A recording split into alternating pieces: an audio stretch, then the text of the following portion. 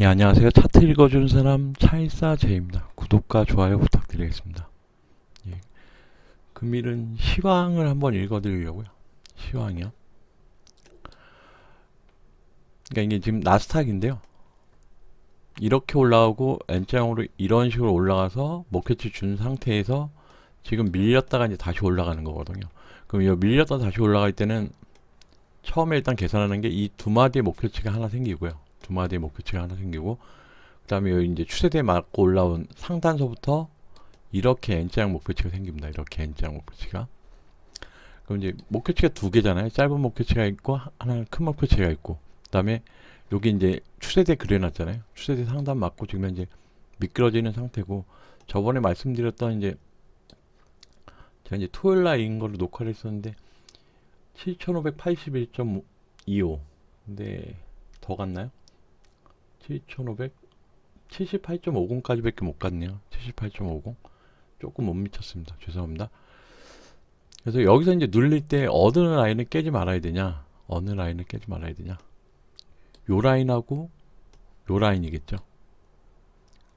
그러니까 요 추세대 이렇게 시간 베이스로 늘어지게 되면 이 라인을 깨지 않을 거고요. 아니면 급하게 내려오게 되면 이 라인을 깨지 않을 겁니다. 그래야지만 위로 더 갈 수 있습니다. 위로 더. 그러면은 속된 말로 해서 그러면은 요 두 마디의 목표치가 하나 나오고요. 그러면 이제 그 다음으로 나오는 건 이 큰 N자형 마디. 요 목표치가 이제 두 개가 생기는 겁니다. 두 개가. 근데 만약에 이제 여기서 미끄러질 경우, 만약에 이 추세선을 이탈을 하게 된다면, 이 전저점도 다 깨고요. 이탈을 하게 된다면 요 한 마디만큼 밑으로 빠질 가능성이 많습니다. 요 한 마디.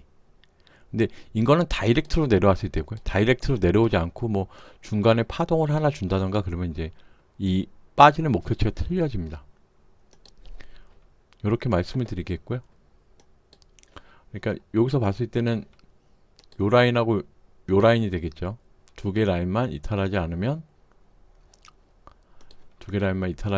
위로 갈 수 있다. 나스닥이 이제 새벽 6시쯤 끝나니까 그때까지 이제 상황을 봐야 되겠죠. 그럼 이제 우리나라 장으로 한번 넘어가 보겠습니다. 이게 지금 코스피 장이에요.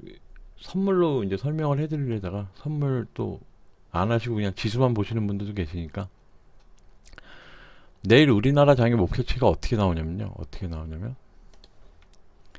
여기서 땡겨서 이렇게요. 목표치가 인게 하나 있고요. 2142.58. 그 다음에 작은 목표치가 또 하나 나와요. 그러니까 요걸 지우고 이제 설명을 드릴게요. 요게 하나 있고 요게 하나 있거든요. 정고점이요. 그러면은 지금 여기는 요 정고점에 대해서 간 거예요. 정고점에 대해서 이제 비례식으로 간 거고요. 비례식으로. 그 다음에 이제 나머지 이제 두 개의 목표치를 잡을 때는 이제 어디 잡냐면 여기서 요 고점하고, 아이고 죄송합니다. 요 고점을 하프로 당기는 거예요. 하프로. 그럼 처음에 고점을 이렇게 50% 잡고 당기면 2133이 나오고요. 두 번째를 갖고 당기면 여기를 잡고 당기면 죄송합니다. 여기를 잡고 당기면 요렇게 나옵니다. 요렇게. 그러니까 우리나라 장의 목표치는 10하고 여기가 이렇게 나오겠네요. 여기. 이런 식으로. 그럼 요거 한번 빼보겠습니다. 밑에 거네요. 죄송합니다. 요걸 빼고 한번 다시 그릴게요.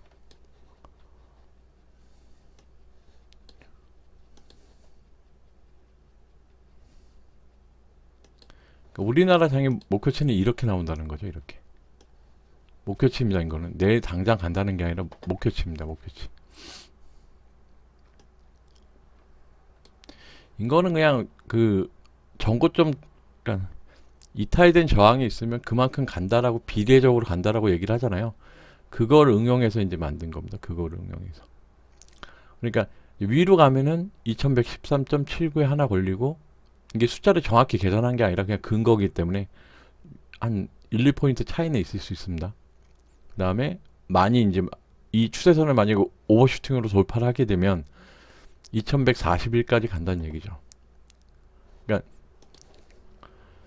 여기서 요 목표치가 아마 이런 N자형 목표치일 거예요. 여기가. 그 다음에 이 목표치는 이런 N자형 목표치가 나올 거고요. 근데 이 목표치까지 안 오겠네요. 좀 짧겠네요. 한 이 친구까지 나오겠네요. 이런 식으로 계산하는 겁니다. 그러니까 제가 목표치 계산하는 게 몇 개가 있는데, 몇 개를 종합해서 같이 이렇게 잡는 게 있는데요. 이제 그거는 이제 나중에 언제 가르쳐 드릴 기회가 있으면 가르쳐 드리고요. 그러니까 지금 나스닥 시황을 봐서는 내일 우리나라 시장도 위로 뜨겠죠. 위로요. 지금 나스닥이 1.52% 정도 오르고 있으니까요. 요 눌려도 1%는 올릴 것 같거든요. 눌려도. 그러니까 최소한 이 N자형의 목표치는 줄어갈 수 있다. 여기만 안 깬다면 2085 아니면은 요 바로 밑에 있는 거 여기만 안 깬다면 위로 가서 여기를 한번 부닥치는데 바로 슈팅이 나와서 뚫기보다는 한번 걸려야 된다. 한번 걸릴 자리다 라고 이제 먼저 말씀을 드리겠습니다. 요 대밀렸다가 다시 이런 식으로 갈 수 있는 거라고 이제 말씀을 드리겠고요. 요것도 그냥 이렇게 추세대 그리시면 돼요. 여기서부터 이렇게 올라간 이런 추세대로 나오겠죠. 이런 추세대로. 이런 각도로. 그러니까 만약에 바로 치고 올라간다면 2114면보다 약간 슈팅이 나오겠지만 이 추세대에서는 한번 좀 미끄러졌다 가야 된다. 바로 이렇게 올라가면 굉장히 좋지만 그래도 아직까지는 이렇게 바로 올라가기보다는 한번 좀 약간 눌렸다 가는 게 더 힘이 강할 것이다 라고 이제 말씀을 드리겠습니다. 그러니까 뭐 그냥 못 믿으시는 분들은 그냥 이렇게 그냥 적어놨다. 물론 제가 100% 맞는다는 건 아닙니다. 그냥 제가 계산하는 방법은 인계도 맞는다는 얘기죠. 인계도. 그러니까 제가 계산하는 것 중에 틀린 거는 이런 겁니다. 이런 거.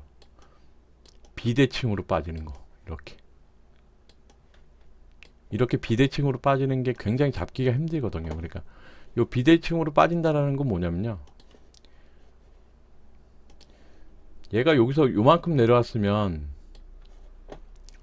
쉽게 말해서 이렇게 같은 각도로 해서 슈팅이 나와도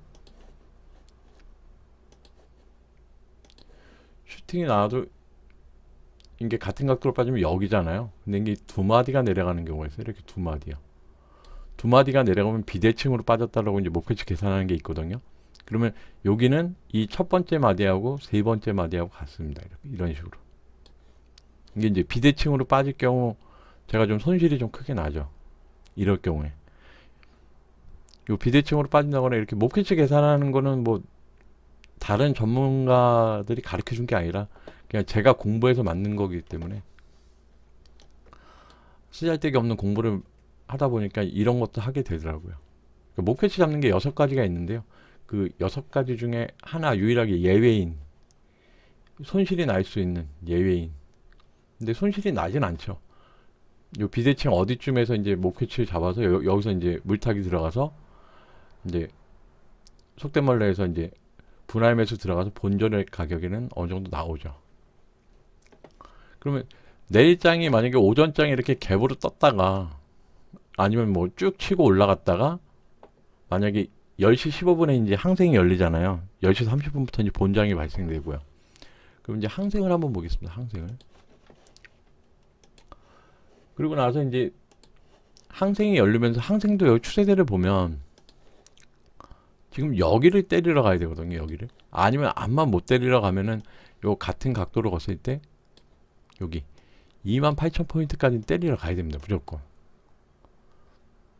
그리고 슈팅이 나오면 이탈된 전저점 요 라인 28,684.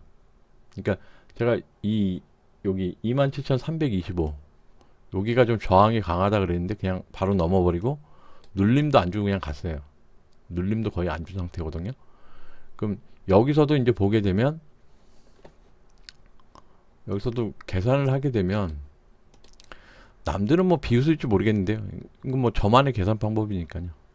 이런 식으로 해서 이제 두 개가 나오거든요. 두 개. 현재 상태에서. 현재 상태에서는 이렇게 두 개가 나옵니다. 두 개. 그러니까 목표치 하나가 여기 28390, 28519, 28519 이런 식으로 목표치가 나옵니다. 이런 식으로.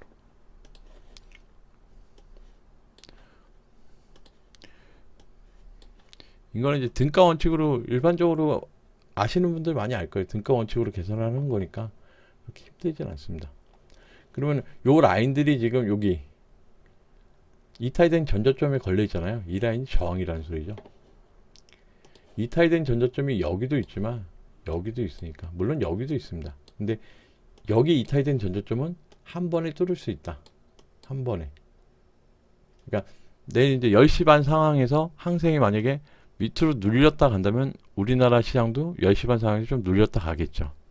근데 그냥 바로 다이렉트로 가거나 아니면 갭으로 그냥 떠버려서 시작을 한다면 뭐 항생 같은 경우는 뭐 쉽게 말해서 150포인트에서 300포인트 정도 갭으로 떠서 시작하는 건 우스운 일이니까요.